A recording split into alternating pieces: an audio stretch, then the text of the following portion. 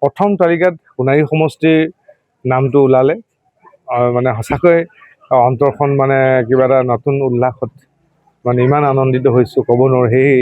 সেইবাবে মই আজি আমাৰ ভাৰতীয় জাতীয় কংগ্ৰেছৰ আমাৰ AICCৰ সন্মানীয় সভাপতি মল্লিকাৰ্জুন খৰ্গে ডাঙৰীয়া, KC বেণুগোপাল ডাঙৰীয়া, ৰাহুল গান্ধী ডাঙৰীয়া, প্ৰিয়ংকা গান্ধী ডাঙৰীয়ানী আৰু আমাৰ অসমৰ ইনচাৰ্জ জিতেন্দ্ৰ সিং ডাঙৰীয়া, আপাৰ আছামৰ ইনচাৰ্জ আমাৰ বিকাশ উপাধ্যায় ডাঙৰীয়াকে প্ৰমুখ্য কৰি অসম প্ৰদেশ কংগ্ৰেছ কমিটিৰ সন্মানীয় সভাপতি গৌৰৱ গগৈ ডাঙৰীয়া, আমাৰ উপদলপতি দেৱব্ৰত শইকীয়া ডাঙৰীয়া, আমাৰ অসম চাহ মজদুৰ সংঘৰ সন্মানীয় সভাপতি পৱন সিং হাটোৱাৰ ডাঙৰীয়া, আমাৰ সাংসদ আমাৰ প্ৰদ্যুৎ বৰদলৈ ডাঙৰীয়া, সাংসদ ৰকিবুল হুছেইন ডাঙৰীয়াকে প্ৰমুখ্য কৰি আমাৰ অসম প্ৰদেশ কংগ্ৰেছ কমিটি আৰু AICC সকলো আমাৰ দায়িত্বশীল নেতাসকলক আমি আমাৰ তৰফৰ পৰা আন্তৰিক কৃতজ্ঞতা জনাইছোঁ। প্ৰথম লিষ্টত তেখেতসকলে আমাৰ সোণাৰী সমষ্টিত বাছনি কৰাৰ কাৰণে।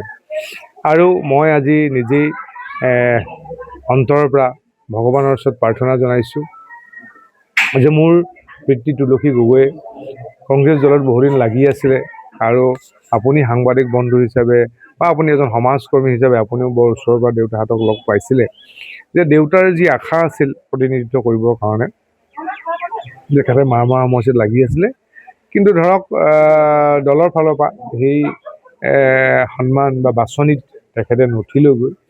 কিন্তু দলৰ প্ৰতি কৰি অহা তেওঁৰ যিটো মানে অক্লান্ত পৰিশ্ৰম আৰু মানে তেখেতে যি আন্তৰিকতা সততাৰে লাগি আছিল সেইটোক মই সদায় স্বীকাৰ কৰোঁ। তেওঁৰ দেখিয়ে মই ৰাজনীতিৰ প্ৰতি আকৰ্ষিত হৈছিলোঁ আৰু মোৰ ইয়াত পিতৃস্বৰূপ সোণাৰী সমষ্টিক 25টা বছৰে প্ৰতিনিধিত্ব কৰা আমাৰ সকলোৱে শ্ৰদ্ধাৰ মাননীয় প্ৰয়াত শৰৎ বৰকটকী ছাৰৰ আঙুলিত ধৰি আমি ৰাজনীতি শিকিছিলোঁ আৰু শৰৎ বৰকটকী ছাৰৰ আশীৰ্বাদত আমি ৰাজনীতি শিকিবলৈ সক্ষম হৈছিলোঁ।